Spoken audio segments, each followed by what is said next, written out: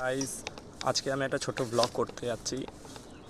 Actually আজকে আমাদের একটা ফেয়ারওয়েল পার্টি আছে আমাদের একটা ইন্সট্রাক্টর। তো অনেকটা সে ডেডিকেটেড ছিল আমাদের একাডেমির ওপর। তো পড়াশোনার কারণে তাকে আজকে বাইরে যেতে হবে। ভাবলাম তাকে নিয়ে আজকে একটা ছোট্ট ফেয়ারওয়েল পার্টি রাখা যাক। তো আমি রেডি, এখন বাকিটা গিয়ে শ্যুট করে আপনাদের দেখাবো। 5 minutes later.